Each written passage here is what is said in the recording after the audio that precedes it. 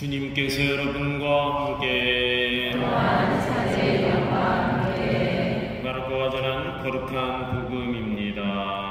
주님 영광 받으소서. 그 무렵 예수님께서 베드로와 야고보와 요한만 따로 데리고 높은 산에 오르셨다. 그리고 그들 앞에서 모습이 변하셨다.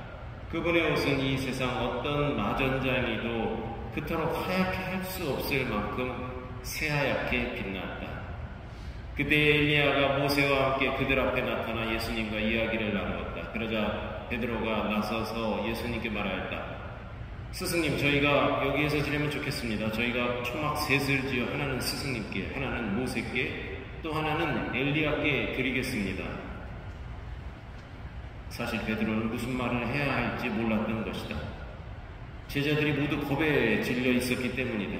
그때 구름이 일어 그들을 덮더니 그 구름 속에서 이는 내가 사랑하는 아들이니 너희는 그의 말을 들어라 하는 소리가 났다. 그 순간 그들이 둘러보자 더 이상 아무것도 보이지 않고 예수님만 그들 곁에 계셨다. 그들이 산에서 내려올 때에 예수님께서는 그들에게 사람의 아들이 죽은 이들 가운데서 다시 살아날 때까지 지금 본 것을 아무에게도 말하지 말라고 분부하셨다. 그들은 이 말씀을 지켰다. 그러나 죽은 이들 가운데서 다시 살아난다는 것이 무슨 뜻인지를 저희끼리 서로 물어보았다. 주님의 말씀입니다.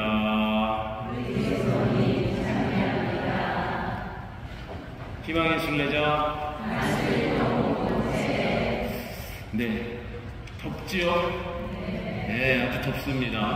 아마도 그러게요. 좀 남부지방이나 이런 내륙 산이 있고 그런 데는 이 정도까지 더울 것 같진 않은데 또 더워도 소낙비가 이렇게 한 번씩 지나가고 그래서 조금 식혀주는데 어제도 그렇고 뭐 오늘도 그렇고 우리 동네는 비가 한 번 좀 내려줬으면 좋겠는데 그러지도 않고 네, 굉장히 뜨겁습니다. 아마 앞으로 한 열흘 그 이상 더 뜨겁지 않을까 이렇게 생각이 듭니다. 이 뜨거운 날 집에 가만히 있으면 그래도 좀 괜찮으실 것 같은데 바깥일 하신 분들은 움직이시고 이런 분들은 아주 힘드실 것 같아요. 건강관리를 잘 하시기를 바랍니다. 제가 미사 시작하기 전에 이거를 원래 이렇게 펴있던 거를 제 거 입는다고 이렇게 싹 펴나가고 마침 또 위치가 똑같네요. 독서하고 지금 녹음하고 읽어야 될까 하고 그래서 땀나셨죠? 날도 더운데 좀 땀이 났을 것 같아요. 네, 첫 번째 독서 다니엘 예언서 우리가 많이 이제 자주 듣고 이름도 다 아는 그런 독서 말씀이죠. 뭐 좀 덥긴 합니다만 다니엘 예언서 어떤 내용들인지 살짝만 좀 짚고 가보겠습니다. 그러니까 강대국들에 의해서 이스라엘은 많이 점령도 당하고 또 유배 지역으로 끌려가고 거기서 노예 생활을 하고 이랬던 비참한 생활이 있었단 말입니다. 우리가 잘 아는 이집트 노예 생활이 있었고 또 제2의 출애굽을 연상시키는 바빌론 유배, 여기 두 개의 양대 산맥이 있는데 이 바빌론 유배와 또 그 외에도 시리아나 이집트들이 왕성했을 때 점령당하고 우리나라로 치면 일제시대처럼 이렇게 막 지내고 아니면 청나라, 원나라에 조공을 바치고 이랬던 그런 것들 비슷한 그런 점령당했던 경험이 있었던 것이죠. 그러면서 또 신앙까지도 믿는 것까지도 하나님을 믿지 못하게 하고 바알 신을 숭배한다든가 점령했던 나라의 신을 섬기게 하고 이랬던 그런 그 배경을 가지고 이해를 하시면 됩니다. 박해로 고통당하는 유다인들을 격려하기 위해서 이 다니엘 예언서 쓰여진 것이죠. 지상의 권력이나 강대국들은 언젠가는 무너지고 그 권력자도 잊혀질 것이나 하느님의 통치는 영원히 지속될 것이라는 것을 다니엘 예언서는 우리에게 들려줍니다. 하느님 백성인 이스라엘의 역사를 회고하면서 현재 그들이 처한 박해와 사회 상황에 대한 유다인들 입장에서의 그런 해설, 설명이 되겠죠. 다니엘의 꿈과 환시 속에 나타난 이런 짐승들도 네 짐승이 나타나고 사람의 아들이 있고 순양과 순염소 뿔 달린 이런 짐승이 나오고 여러 숫자들이 나타나고 또 천사들이 등장하는 등 묵시적 표현을 통해서 왕과 왕국들에 대한 하느님과 사람의 아들의 궁극적 승리를 드러냅니다. 순양이 왜 나오나? 뿔 달린 짐승은 또 뭔가? 당시에 더 쉽게 말씀을 드리자면 우리 일제시대 때 글쎄요, 일본 사람들이 예를 들면 일본 왕을 천왕이라고 그러면서 때가 되면은 거기에다가 경배를 하고 인사를 하고 막 그런단 말입니다. 그리고 식민지한테 그런 걸 막 강요하는 것이죠. 마찬가지입니다. 여기도 이런 상황에서 그 임금을 표현해야 되는데 함부로 이름을 여기 막 글에다 기록하기도 그렇고 약간 은유적인 그런 여러분 그쪽에 서울에 용산에 사시는 VIP께서 아마 휴가 중이라고 그러시는데 들어보셨어요? 지금 제가 누구 말하는지 다 아시겠죠? 네? 알죠. 학생들끼리 모여갖고 오늘 담임 선생님 별명을 막 부르면서 오늘 아주 그냥 아주 짜증이 그냥 아주 지대로야 이렇게 하면 누구 말하는지 자기들끼리는 다 아는 거 아닙니까? 그러니까 당시에 순양과 순염소 뿔 달린 짐승 네 짐승 그러면 아시리아와 바빌론과 이집트를 상징적으로 얘기하는 거고 이렇게 은유적으로 표현했구나. 거기 아주 막강한 권력을 갖고 있는 임금을 이렇게 빗대어서 뿔 달린 짐승이 나타나고 이렇게 표현을 했구나 하면서 이해를 여러분들이 하시면은 훨씬 수월하게 이해가 되실 겁니다. 묵시문학적인 표현들이 그렇습니다. 그러나 이렇게 포로로 끌려가 박해받는 유다인들에게 세상 왕국의 마지막 날 하느님의 날은 꼭 올 것이며 그날이 언제인지는 비밀이지만 그때까지 많은 이들이 단련을 받아서 깨끗해질 것이므로 끝까지 참으며 하느님께 충실하라는 그런 용기를 주기 위해서 어려운 처지에 있는 이들에게 용기를 주기 위해서 다니엘 예언서는 이렇게 조금 희망을 주는데 또 이런 표현들인 약간 은유적인 표현들 이런 걸 쓰면서 독자들에게 좀 힘을 실어준다 그럴까요? 용기를 주는 그런 의도가 담겨져 있다고 볼 수 있습니다. 자, 오늘 보니까 오늘 축일이 거룩한 변모 축일이에요. 이 내용은 오늘 복음 말씀 우리가 들은 복음 말씀 산에 올라가서 아주 하얗게 예수님의 모습이 번쩍번쩍 빛이 나고 없었던 두 인물이 등장을 했죠. 구약을 상징하는 인물이 등장했는데 누구였죠?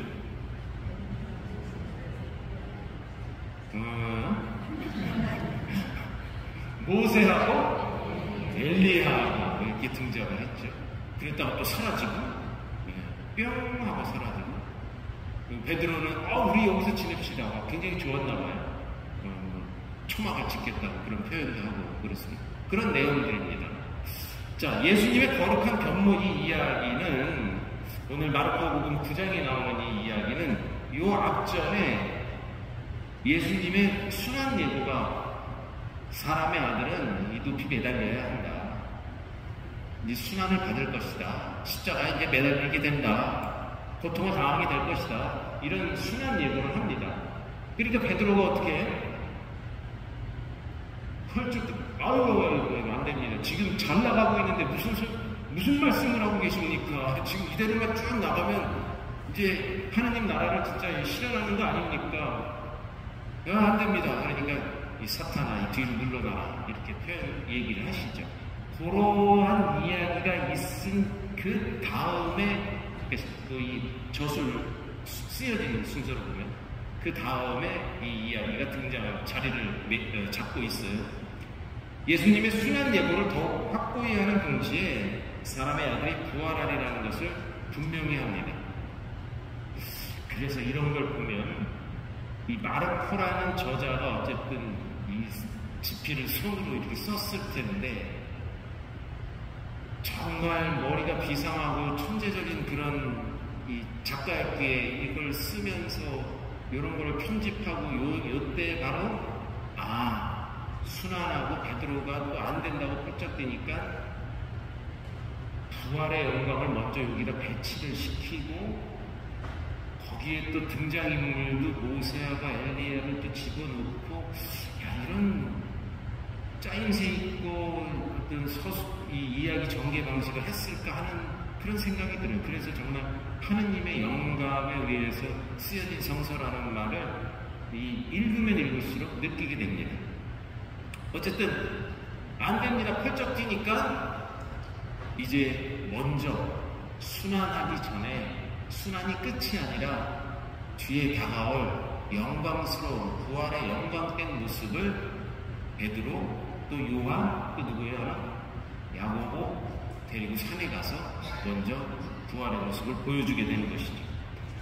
예수님께서 베드로, 야고보, 요한을 데리고 오르신 높은 산은 특별히 가르침이 이루어지는 곳이고 마태복음에 있어서는 특별히 더하죠. 산에 올라가서 가르치셨습니다. 그게 무슨 수는? 산상수훈. 산에 가서 또 가르침을 주시죠. 이 산은 특별한 장소입니다. 하느님을 만나는 곳입니다. 뭐 엘리야나 모세가 하느님을 만나고 그랬던 것처럼 이 산은 바로 하느님을 만나는 곳. 그래서 이 세 제자들이 하느님의 음성이 나옵니다만 그곳에서 예수님께서 변모하시고 옷을 새하얗게 빛나게 되는 것입니다. 자, 그리고 하느님께서 사람들과 함께 하신다는 신앙을 가르쳐준 모세. 하느님이 어떻게 함께 하세요? 모세 시대에, 구약 시대에 율법을 10계명, 모세 10계명, 율법이죠. 그 율법으로 하느님이 함께 하시는 거예요. 모세는 하느님이 함께 하신다는 것을 백성들에게 가르쳤습니다. 그리고 하느님께 되돌아갈 것을 가르치던 예언자를 대표하는 엘리야. 그러니까 율법은 모세, 예언서는 엘리야. 엘리야가 어떻게 됐어요? 하늘로 올라갔어요? 못 올라갔어요? 올라갔죠? 못 타고 올라갔어요? 비행기 타고요?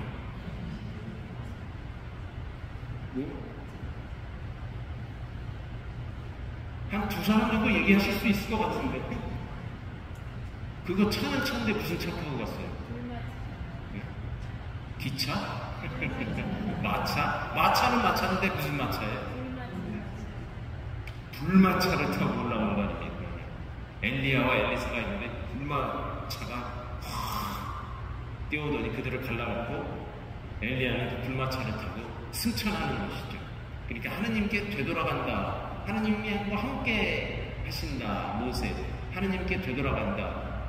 엘리야. 이런 상징적인 그런 의미가 있습니다. 그래서 예수님은 그만큼 천상의 존재요 하느님의 아드님이심을 이 두 인물을 통해서 또 알려주는 것이죠. 이 복음서가 이렇게 많은 의미들을 우리가 좀 찾아볼 수가 발굴해낼 수가 있는데 예수님의 변모 뒤에 부름 속에서 또 소리가 들려와요. 이는 내가 사랑하는 아들이니 너희는 그의 말을 들어라. 이렇게 들렸다 그래요. 야, 언제 또 하늘에서 들려오고 한 소리 하시지 않습니까? 하느님이?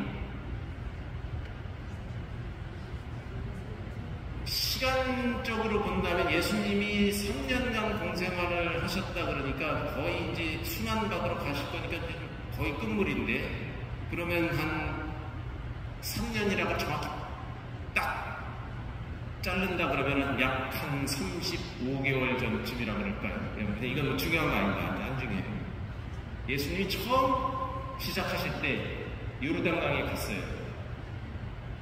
세례를 받는 거죠. 세례를 받고 물 위에서 이렇게 탁 나오니까 어떻게 됩니까? 하늘에서 더우니까 다 귀찮으냐. 빨리빨리 하세요.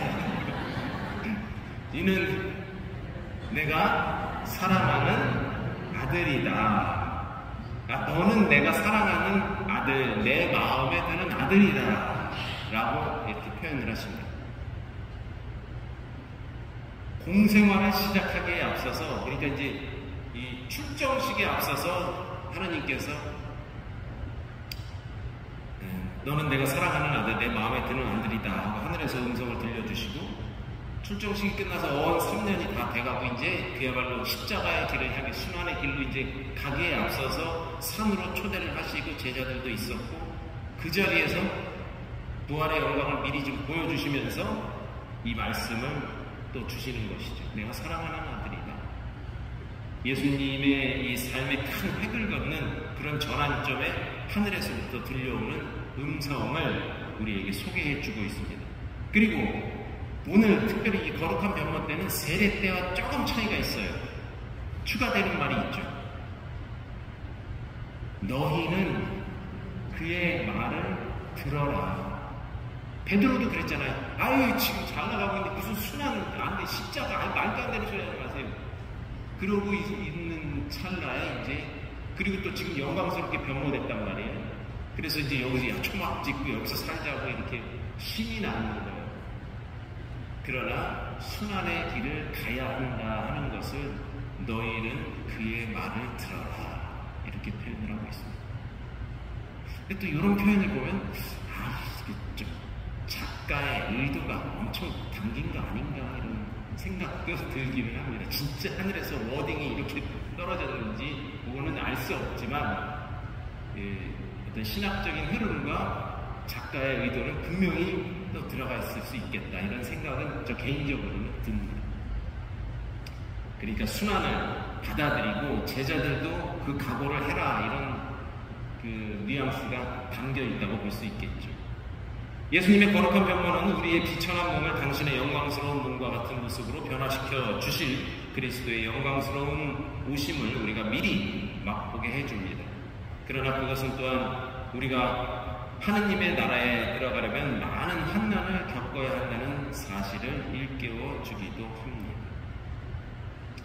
사순절을 시작하면서 그래서 이 영광스러운 변모, 아이고 사순절 아직 한참 남았네 하고 할 때 이 영광스러운 주일 복음으로 꼭 이 말씀을 듣게 되는 것이죠. 그래서 보니까 매일 미사에도 그렇게 표현하고 있는데 이 주일은 성십자가 현양 주일 9월 14일에 앞서 오늘부터 40일이 지나면 9월 14일이 돼요. 그때는 좀 찬바람 좀 날라나 모르겠습니다만 바로 40일에 앞서 교회가 이렇게 세팅을 했어요. 이 거룩한 변모 축입니다. 예수님의 영광스러운 변모는 예수님께서 십자가에 못 박히시기 40일 전에 일어난 사건이라고 옛날 교회에서부터 이해를 하고 그렇게 딱 맞춰서 오늘 주기를 잡았다. 십자가 현양 주기를 먼저 생긴 거죠. 예수님께서는 당신의 십자가 순환과 죽음의 결과인 영광스러운 부활을 미리 보여주시고자 거룩한 변모의 표징들을 드러내신 것입니다. 그러니까 요 교회가 이렇게 딱 짜놓은 요 틀의 안에 보면 이렇게 거룩한 산, 영광스러운 산에 올라가셨다가 이렇게 또 순환하시고 기적도 하시고 예루살렘에 가시고 좀 피했다가 기도하시고 이런 과정이 40일에 걸쳐서 이제 죽음에 이르게 된다 이렇게 이제 이해를 했던 것이죠. 네, 그렇습니다. 이런 여러 가지를 우리가 좀 오늘 조금 담아두시면 훨씬 좋을 것 같습니다. 네, 여러분들도 힘을 내십시오. 용기를 내십시오. 내일이 벌써 입추입니다. 그러나 날은 아마 더 뜨거울 것 같습니다만 시원한 가을을 미리 상상 속에 그려보면서 이 더운 날씨를 이겨내시고 또 이 더위로 인해서 혹시 불평이나 짜증 이런 것들이 가까이 올라오려면 뻥뻥 걷어차면서 웃음과 평화를 잘 유지하시길 바랍니다. 부활의 날들을 그리며 기쁘고 또 평화롭게 오늘 하루를 잘 마무리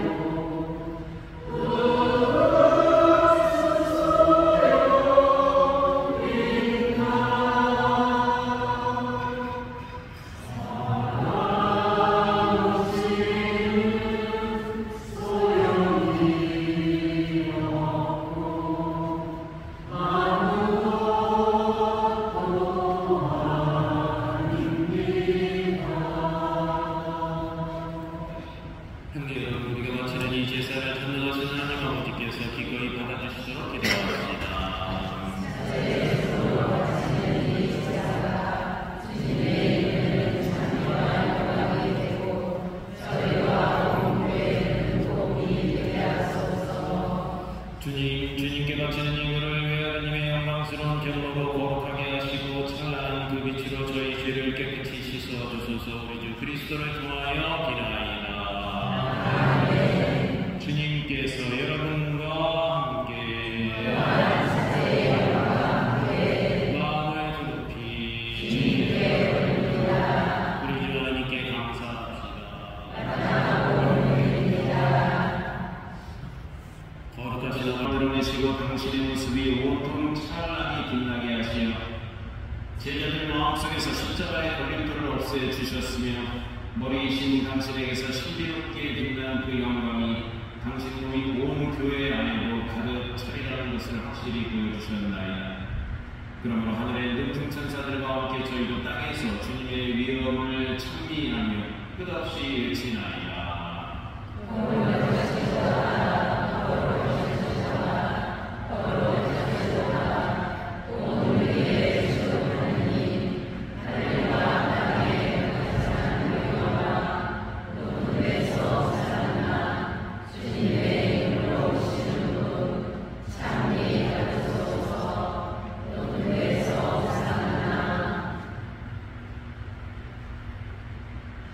거룩하신 아버지, 아버지께서는 모든 거룩함의 스님이시옵니다. 간구하오니 성령의 힘으로 이 힘을 거룩하게 하시어 우리 주 예수 그리스도의 몸과 피가 되게 하소서. 스스로 신순하니 다가오자 예수님께서는 빵을 들고 감사를 드리신 다음 쪼개어 제자들에게 주시며 말씀하셨나이다. 너희는 모두 이것을 받아 먹어라. 이는 너희를 위하여 내어줄 내 몸이다.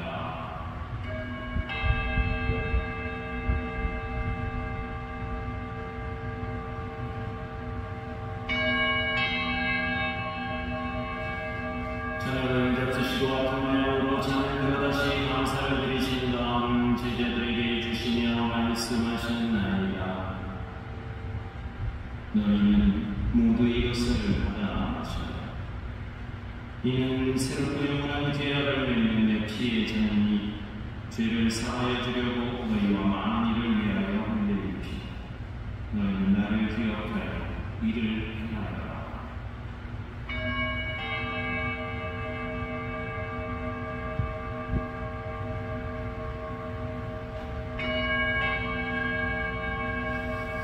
신앙의 신비여 주님께서 오실 때까지 주님의 죽음을 전하며 부활을 선포하나이다. 아버지, 저희는 그리스도의 죽음과 부활을 기념하며 성경의 빵과 구원의 잔을 봉헌하나이다. 또한 저희가 아버지 앞에 나와 봉사하게 하시니 감사하나이다. 간절히 청하오니 저희가 그리스도의 몸과 피를 받아 마시어 성령으로 흥국을 이루게 하소서. 주님, 온 세상에 널리 퍼져 있는 교회를 생각하시어 교황 프란치스코와 저희 주교 요한 세례자와 모든 성직자와 더불어 사랑의 교회를 이루게 하소서. 이 세상에서 돌아가신 주님의 종들을 생각하소서.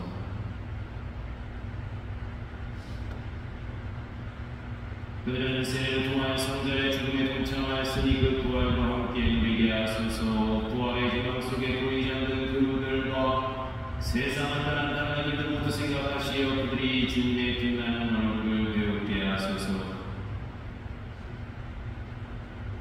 저희에게도 자비를 베푸시어 영원으로부터 주님의 사랑을 받는 하느님의 어머니 복되신 동정 마리아와 그 배필이신 성 요셉과 복된 사부들과 모든 성인과 함께 영원한 삶을 누리며 성자 예수 그리스도를 통하여 아버지를 찬양하게 하소서.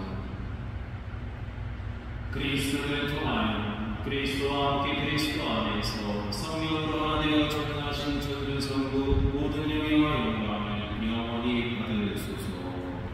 아멘. 주님의 기도 함께 바칩시다.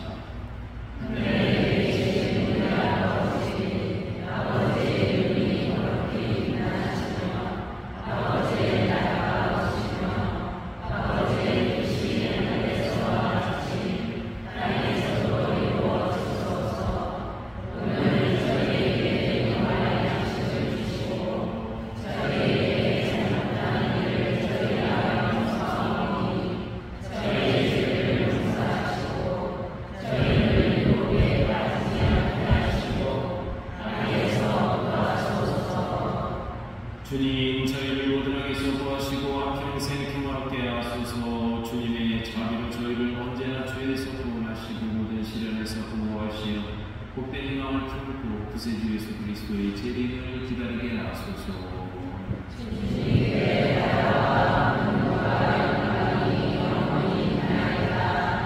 주 예수 그리스도는 일찍이 사도들에게 말씀하시기를 너희에게 평화를 두고 가면 내 평화를 주노라 하셨으니 저희 죄를 헤아리지 마시고 교회의 믿음을 보시어 주님의 뜻대로 교회를 평화롭게 하시고 하나 되게 하소서.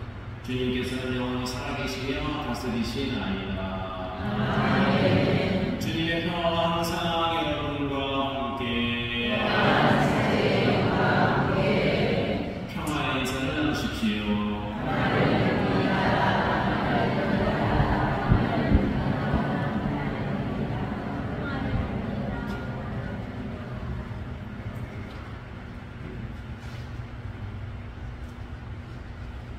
하느님의 어린 양, 세상의 죄를 없애시는 주님, 자비를 베푸소서. 하느님의 어린 양, 세상의 죄를 없애시는 주님, 자비를 베푸소서. 하느님의 어린 양, 세상의 죄를 없애시는 주님, 평화를 주소서.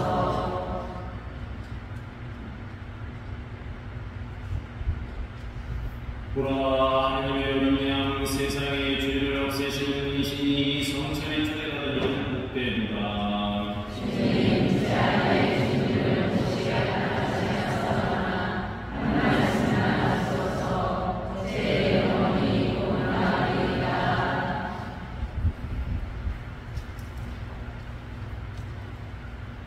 영성체에서 그리스도가 나타나시며 우리도 그분처럼 되리라.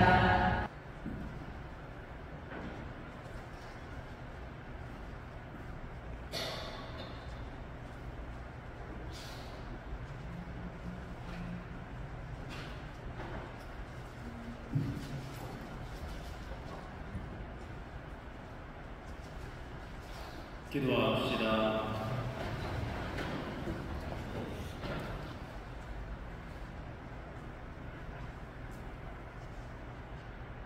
주님, 저희가 천상명식을 받아보시고 배우니 영광스러운 경로로 보여주신 아드님의 그 빛나는 모습을 담게 하소서.